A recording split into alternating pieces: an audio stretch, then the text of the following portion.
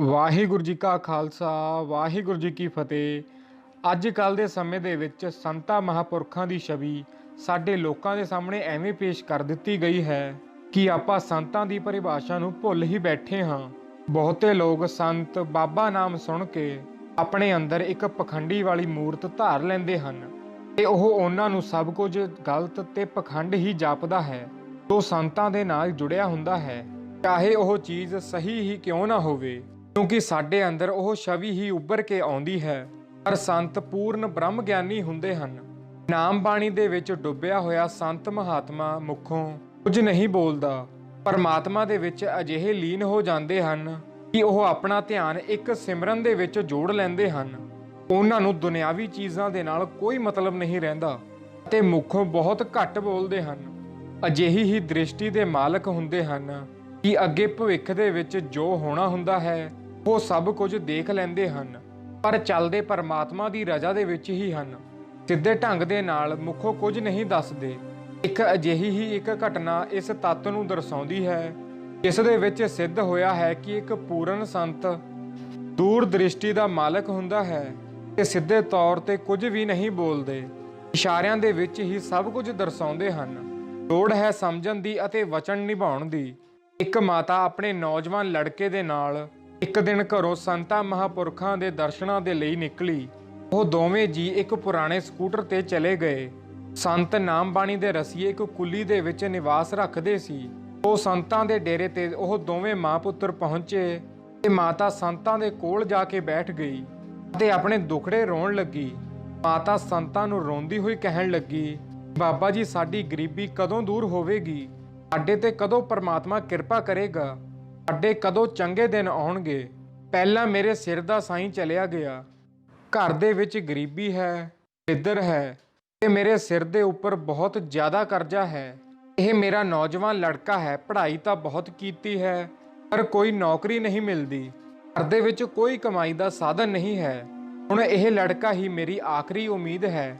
ਇਸ ਤੇ ਕਿਰਪਾ ਕਰੋ, ਸਾਡੀ ਗਰੀਬੀ ਦੂਰ ਕਰੋ। ਸੰਤਾਂ ਨੇ ਨਜ਼ਰ ਚੁੱਕ ਕੇ ਉਸ ਨੌਜਵਾਨ ਦੇ ਵੱਲ ਦੇਖਿਆ।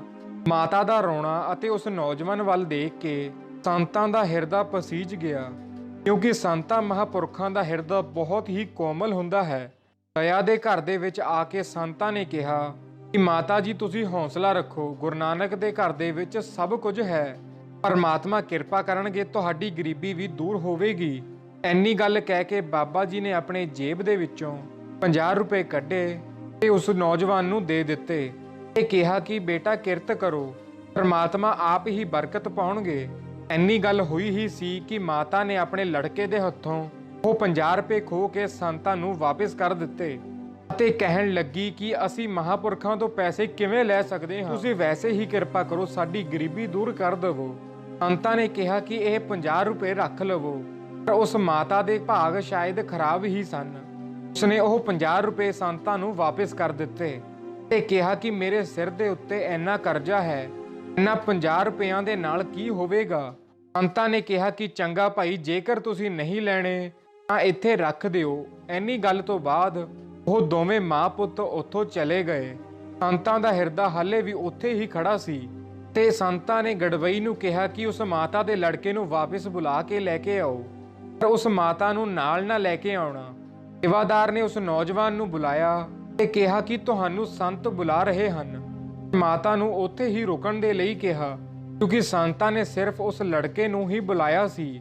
ਸੰਤਾਂ ਨੇ ਫਿਰ ਉਸ ਨੌਜਵਾਨ ਨੂੰ ਕਿਹਾ ਕਿ ਇਹ 50 ਰੁਪਏ ਆਪਣੇ ਕੋਲ ਸਾਂਭ ਕੇ ਰੱਖ ਲੈ ਤੇ ਗੁਰੂ ਮਹਾਰਾਜ ਕਿਰਪਾ ਕਰਨਗੇ। ਆਪਣੀ ਮਾਤਾ ਨੂੰ ਕੁਝ ਨਾ ਦੱਸੀ ਕਿ ਮੈਂ ਤੈਨੂੰ 50 ਰੁਪਏ ਦਿੱਤੇ ਹਨ। ਤੁਸੀਂ ਕਿਰਤ ਕਰੋ ਤੇ ਪਰਮਾਤਮਾ ਆਪ ਹੀ ਬਰਕਤ ਪਾਉਣਗੇ।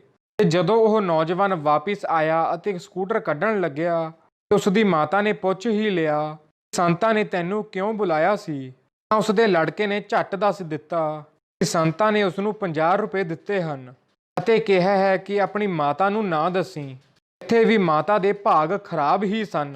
ਉਸ ਮਾਤਾ ਨੇ ਫਿਰ ਆਪਣੇ ਲੜਕੇ ਤੋਂ 50 ਰੁਪਏ ਲਏ ਤੇ ਸੰਤਾਂ ਨੂੰ ਵਾਪਿਸ ਕਰਨ ਦੇ ਲਈ ਚਲੀ ਗਈ। ਉਸਨੇ ਆਪਣੇ ਲੜਕੇ ਨੂੰ ਕਿਹਾ ਕਿ ਤੂੰ ਆਪਣਾ ਸਕੂਟਰ ਬਾਹਰ ਕੱਢ, ਮੈਂ ਪੈਸੇ ਵਾਪਸ ਕਰਕੇ ਆਉਂਦੀ ਹਾਂ। ਸੰਤ ਹਲੇ ਆਪਣੀ ਕੁੱਲੀ ਚੋਂ ਬਾਹਰ ਹੀ ਆਏ ਸੀ ਸੈਰ ਦੇ ਲਈ ਜਾਣ ਲਈ। ਉਹ ਮਾਤਾ ਫਿਰ ਸੰਤਾਂ ਦੇ ਕੋਲ 50 ਰੁਪਏ ਵਾਪਸ ਕਰਨ ਦੇ ਲਈ ਆਈ। ਤੇ ਕਹਿਣ ਲੱਗੀ ਕਿ ਅਸੀਂ ਤੁਹਾਡੇ ਕੋਲੋਂ ਕਿਵੇਂ ਪੈਸੇ ਲੈ ਸਕਦੇ ਹਾਂ, ਤੁਸੀਂ ਵੈਸੇ ਹੀ ਕਿਰਪਾ ਕਰੋ। ਸੰਤਾਂ ਨੇ ਉਸ ਮਾਤਾ ਵੱਲ ਦੇਖਿਆ, ਕਿਹਾ ਕਿ ਜੇਕਰ ਤੁਸੀਂ ਨਹੀਂ ਲੈਣੇ ਤਾਂ ਇੱਥੇ ਰੱਖ ਦੇਵੋ। ਇੰਨਾ ਕਹਿ ਕੇ ਸੰਤ ਖੇਤਾਂ ਵੱਲ ਸੈਰ ਤੇ ਚਲੇ ਗਏ ਤੇ ਉਹ ਪੈਸੇ ਉੱਥੇ ਹਵਾ ਦੇ ਨਾਲ ਉੱਡ ਗਏ। ਅਤੇ ਉਸ ਨੌਜਵਾਨ ਨੇ ਸੋਚਿਆ ਕਿ ਜਿੰਨਾ ਚਿਰ ਉਸ ਦੀ ਮਾਤਾ ਆਉਂਦੀ ਹੈ, ਮੈਂ ਸਕੂਟਰ ਸੜਕ ਦੇ ਦੂਜੇ ਪਾਸੇ ਲੈ ਜਾਂਦਾ ਹਾਂ। ਇਸੇ ਵਿਚਾਰ ਦੇ ਵਿੱਚ ਉਹ ਸੜਕ ਪਾਰ ਕਰਨ ਲੱਗਿਆ। ਸੜਕ ਪਾਰ ਕਰਦਿਆਂ ਹੀ ਇੱਕ ਤੇਜ਼ ਰਫ਼ਤਾਰੀ ਗੱਡੀ ਉਸ ਦੇ ਉੱਪਰੋਂ ਲੰਘ ਗਈ ਤੇ ਉਸ ਦੀ ਮੌਕੇ ਤੇ ਹੀ ਮੌਤ ਹੋ ਗਈ। ਉੱਥੇ ਬਹੁਤ ਰੌਲਾ ਪੈ ਗਿਆ। ਜਦੋਂ ਉਸ ਦੇ ਮਾਤਾ ਨੇ ਦੇਖਿਆ ਕਿ ਉਸ ਦਾ ਪੁੱਤਰ ਹੈ ਤਾਂ ਉਹ ਉੱਥੇ ਰੋਣ ਲੱਗੀ। ਸੇਵਾਦਾਰਾਂ ਨੇ ਉਸ ਸੰਤਾਂ ਨੂੰ ਦੱਸਿਆ ਕਿ ਬਾਹਰ ਉਸ ਲੜਕੇ ਦਾ ਐਕਸੀਡੈਂਟ ਹੋ ਗਿਆ ਹੈ। ਤਾਂ ਸੰਤਾਂ ਨੇ ਕਿਹਾ ਕਿ ਇਸ ਦੇ ਵਿੱਚ ਆਪਾਂ ਕੀ ਕਰ ਸਕਦੇ ਹਾਂ। ਇੰਨਾ ਕਹਿ ਕੇ ਸੰਤ ਖੇਤਾਂ ਦੇ ਵੱਲ ਚਲੇ ਗਏ। ਉਹ ਮਾਤਾ ਫਿਰ ਰੋਂਦੀ ਹੋਈ ਸੰਤਾਂ ਦੇ ਕੋਲ ਆਈ ਤੇ ਕਹਿਣ ਲੱਗੀ ਕਿ ਮੇਰਾ ਪੁੱਤਰ ਮੇਰੇ ਜੀਣ ਦੀ ਆਖਰੀ ਉਮੀਦ ਬਾਹਰ ਐਕਸੀਡੈਂਟ ਹੋ ਕੇ ਮਾਰਿਆ ਗਿਆ। ਅਸੀਂ ਇੱਥੇ ਆਪਣੀ ਗਰੀਬੀ ਖਤਮ ਕਰਨ ਲਈ ਆਏ ਸੀ, ਇੱਥੇ ਤਾਂ ਮੇਰਾ ਲੜਕਾ ਹੀ ਮਾਰਿਆ ਗਿਆ। ਸੰਤਾਂ ਨੇ ਕਿਹਾ ਕਿ ਮਾਤਾ, ਮੈਂ ਇਸ ਦੇ ਵਿੱਚ ਕੁਝ ਨਹੀਂ ਕਰ ਸਕਦਾ, ਮੇਰੇ ਭਾਗ ਹੀ ਖਰਾਬ ਹਨ, ਮੈਂ ਇਸ ਦੇ ਵਿੱਚ ਕੁਝ ਵੀ ਨਹੀਂ ਕਰ ਸਕਦਾ। ਜਦੋਂ ਮੈਂ ਤੇਰੇ ਲੜਕੇ ਵੱਲ ਪਹਿਲੀ ਵਾਰ ਦੇਖਿਆ ਸੀ, ਮੈਂ ਉਸੇ ਵੇਲੇ ਹੀ ਦੇਖ ਲਿਆ ਸੀ ਕਿ ਇਸ ਦੀ ਉਮਰ ਹੋਰ ਅੱਧਾ ਘੰਟਾ 20 ਮਿੰਟ ਹੈ। ਤਾਂ ਇਹ ਕੀ ਤੇਰੀ ਗਰੀਬੀ ਦੂਰ ਕਰੇਗਾ? ਇਹ ਹੋਰ 20 ਮਿੰਟਾਂ ਤੱਕ ਇੱਥੋਂ ਖਤਮ ਹੋ ਜਾਵੇਗਾ। ਤੇਰੇ ਲੜਕੇ ਨੂੰ ਮੈਂ 2 ਵਾਰ 50 ਰੁਪਏ ਦੇਣ ਦੀ ਕੋਸ਼ਿਸ਼ ਕੀਤੀ, ਪਰ ਤੇਰੇ ਭਾਗ ਹੀ ਖਰਾਬ ਸੀ। ਦੋਨੋਂ ਵਾਰ ਉਹ 50 ਰੁਪਏ ਮੋੜ ਦਿੱਤੇ। ਉਹ 50 ਰੁਪਏ ਨਹੀਂ ਸਨ, ਉਹ 50 ਸਾਲਾਂ ਦੀ ਉਮਰ ਸੀ ਜੋ ਗੁਰੂ ਨਾਨਕ ਦੇ ਘਰ ਚੋਂ ਮਿਲ ਰਹੀ ਸੀ। ਤੁਸੀਂ ਦੋਨੋਂ ਵਾਰ ਹੀ ਮੋੜ ਦਿੱਤੀ। ਹੁਣ ਤੇਰਾ ਲੜਕਾ ਮਾਰਿਆ ਗਿਆ, ਮੈਂ ਇਸ ਦੇ ਵਿੱਚ ਕੁਝ ਨਹੀਂ ਕਰ ਸਕਦਾ। ਸੋ ਇਸ ਤਰ੍ਹਾਂ ਉਸ ਮਾਤਾ ਦੇ ਨਾਲ ਇਹ ਸਭ ਕੁਝ ਹੋਇਆ ਕਿਉਂਕਿ ਉਹ ਸੰਤਾਂ ਦੇ ਬਚਨਾਂ ਨੂੰ ਸਮਝ ਨਾ ਸਕੀ। ਸਿੱਧੇ ਤੌਰ ਤੇ ਸਾਧੂ ਮਹਾਤਮਾ ਕੁਝ ਨਹੀਂ ਦੱਸਦੇ, ਸਿਰਫ ਉਹ ਇਸ਼ਾਰਿਆਂ ਦੇ ਵਿੱਚ ਹੀ ਸਮਝਾਉਣ ਦੀ ਕੋਸ਼ਿਸ਼ ਕਰਦੇ ਹਨ। ਲੋੜ ਹੈ ਬਚਨ ਨਿਭਾਉਣ ਦੀ।